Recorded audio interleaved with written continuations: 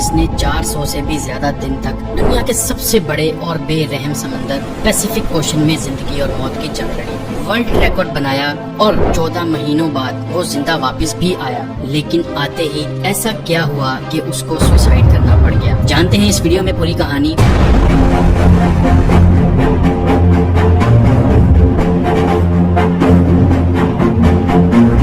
Pacific ocean का नाम सुनते ही लोगों को पसीने आ जाते हैं। देखें, पूरी दुनिया में 71% पानी है जो डिवाइडेड है 4 ओशंस में, जिनके नाम हैं Atlantic, Pacific, Indian and Arctic. सबसे बड़ा ओशन पैसिफिक है। ये इतना बड़ा है कि जमीन का खुश्क हिस्सा जो 165 मिलियन स्क्वायर किलोमीटर बनता है, ये अकेला ओशन 148 मिलियन स्क्वायर किलोमीटर को निगल सकता है। इस ओशन पर कुछ ही आइलैंड्स हैं जो बहुत ही छोटे हैं और कुछ तो ऐसे आइलैंड्स हैं जिन पर आज तक कोई इंसान जा भी नहीं सका। अब अगर गलती से भी कोई इंसान पैसिफिक ओशन में गुम हो जाए तो उसको ढूंढना तकरीबन नामुमकिन है। पैसिफिक ओशन में 14 महीनों तक जिंदा रहने वाले इंसान का नाम था होजे सल्वाडोर अल्वारेंगा। इस इंसान के पास 7 फुट की छोटी सी बोट थी जिस पर सीधा लेटा भी नहीं जा सकता था सही से, और ये बंदा 1 साल से भी ज्यादा इस बोट पर जिंदा भी रहा, समंदर की बेरहमी का भी मुकाबला किया और वर्ल्ड रिकॉर्ड भी बनाया जो आज तक कोई और इंसान तोड़ भी नहीं सका। होजे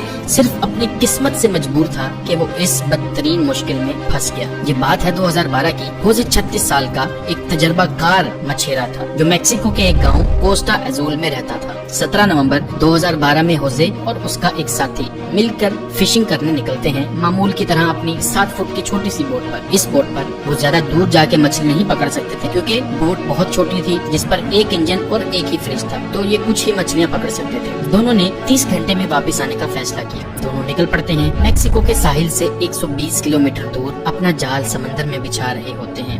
अचानक एक खतरनाक समुद्री तूफान उनको अपनी तरफ आता नजर आता है। वक्त बचाने के लिए वो जाल को भी वहीं छोड़ देते हैं और बोट को फुल स्पीड पर भगाते हैं। मुसलसल 6 घंटों तक वो साहिल से सिर्फ 20 किलोमीटर ही दूर थे कि बोट का इंजन अचानक खराब हो जाता है। उनको साहिल भी दिख रहा था और उनका गाँव भी। तूफान काफी पीछे रह गया था। उनके पास एक रेडियो था जिसके जरिए उन्होंने अपनी लोकेशन अपने बॉस को भेज दी और जवाब का इंतजार करने लगे। किस्मत इतनी खराब निकली कि रेडियो की बैटरी भी डेड हो गई। एक तरफ वो साहिल को देख रहे थे, दूसरी तरफ अपनी तरफ आते तूफान को जो इतनी शिद्दत से आ रहा था मानो इनको जिंदा ही निकल जाएगा। तूफान के साथ हवाओं की शिद्दत इतनी तेज थी कि उनकी बोट साहिल से दूर होने लगी। कुछ ही देर में साहिल भी मंजर से हट गया और तेज लहरें इनको दूसरी तरफ खींचने लगी। इनके बॉस तक जब वो मैसेज पहुंचा तो बहुत देर हो चुकी थी। चनाचे उसने एक सर्च पार्टी भेजी इनको ढूंढने के लिए, लेकिन हर गुजरते लम्हे होजे की बोट दूर से दूर होती गई। तूफान की शिद्दत की वजह से ये लोग ना तो कुछ देख पा रहे थे और ना कुछ समझ पा रहे थे कि अब वो किस जगह पर हैं और साहिल किस तरफ है। हैरानी की बात यह है कि सिर्फ 5 ही दिन में इनकी बोट साहिल से 450 किलोमीटर दूर पहुंच चुकी थी। छोटी बोट होने की वजह से इनको ढूंढ पाना और भी मुश्किल हो रहा था। ना इनके पास कोई फ्लेयर गन थी, ना इनके पास कोई ऐसी चीज थी आग लगाने के लिए ताकि ये धुएं से किसी को सिग्नल दे के बुला सके। दोनों एक दूसरे को देखकर मन ही मन में सोचने लगे कि शायद अब बचना मुश्किल है। 2 दिन पहले ही खाना भी खत्म हो चुका था। मछली पकड़ने के लिए भी उनके पास अब कोई साजो सामान नहीं था क्योंकि जाल वो पहले ही छोड़ के आ चुके थे। दोनों का भूख से बुरा हाल था कि अचानक एक परिंदा उनकी बोट पर आकर बैठ जाता है। ये दोनों एक दूसरे की तरफ देखते हैं और एकदम से उस परिंदे पर हमला कर देते हैं, लेकिन उसको पकड़ नहीं पाते। दोनों को पता था कि हो सकता है परिंदा फिर आए। कुछ ही देर में एक और परिंदा आता है। इस बार दोनों बहुत तरीके से उसको पकड़ने का प्लान करते हैं और आखिरकार वो कामयाब हो जाते हैं। और इस तरह दोनों अपनी भूख मिटाने के लिए बोट पर आने वाले परिंदों से अपना गुजारा करते हैं। समंदर का खारा पानी पीने से इंसान की मौत हो सकती है। इस वजह से उन्होंने बारिश के पानी को प्लास्टिक की बोतल्स में स्टोर करना शुरू कर दिया जिसको पीकर वो जिंदा रहते थे। लेकिन जब बारिश ना पड़ती तब वो प्यास बुझाने के लिए मछलियों और टर्टल्स का खून पीते थे, लेकिन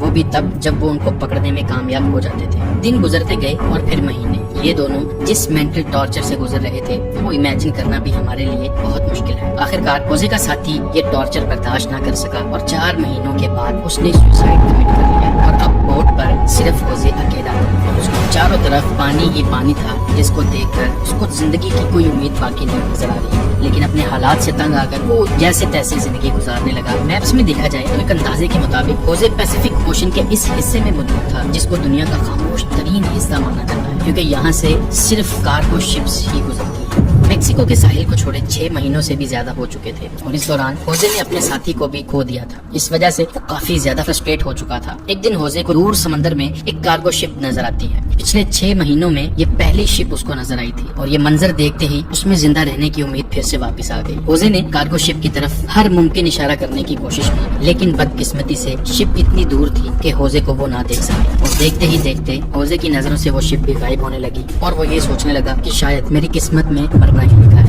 دوستو ذرا سوچیں 6 مہینے تک آپ دنیا کی ایسی جگہ پر ٹک ہوں جہاں پر آپ کو دوسرا انسان بھی نظر نہیں آتا اور اگر ایک لمبے عرصے کے بعد آپ کو کوئی دکھے لیکن وہ آپ کو نہ دیکھ سکے اور گزر جائے تو آپ کو کیسا لگے گا. 11 مہینوں کے بعد ہوزے اپنی اس چھوٹی سی بوٹ پر 8000 کلومیٹر ٹریول کر چکا تھا. اس کے کپڑے بھی پھٹ چکے تھے اور اس کے پاس خود کو سن لائٹ سے بچانے کے لیے صرف ایک انڈر ویسٹ ہی بچا. آخرکار وہ گھڑی آ گئی جب قسمت ہوزے پر مہربان ہوئی. 30 جنوری 2014 کو یعنی پورے 14 مہینے کے بعد ہوزے نے آس پاس پانی میں ناریل تیرتے ہوئے دیکھے تو وہ سمجھ گیا کہ یہ اس چیز کی نشانی ہے کہ پاس میں کوئی آئی لینڈ ہے جہاں سے ناریل گر کر تیرتے ہوئے اس کو نظر آ رہے ہیں. اور تھوڑی ہی دیر بعد اس کو حقیقت میں ایک آئی لینڈ نظر آتا ہے لیکن اس کو ڈر تھا کہ یہ آئی لینڈ بھی کہیں اس سے مس نہ ہو جائے. اس وجہ سے وہ پانی میں خود گیا اور سوئم کر کے آئی لینڈ پر پہنچ گیا. پچھلے 14 مہینوں میں ہوزے نے پہلی بار کسی زمین پر قدم رکھا تھا اور جب وہ آئی لینڈ پر پہنچا تو وہ ایک منظر دیکھ کر زاروں قطار رونے لگا. اس کو ایک چھوٹا بیچ ہاؤس دکھائی دیا جس میں وہاں کے لوکلز موجود تھے اور پچھلے 438 دن میں ہوزے کا پہلی بار کسی انسان کے ساتھ کانٹیکٹ تھا.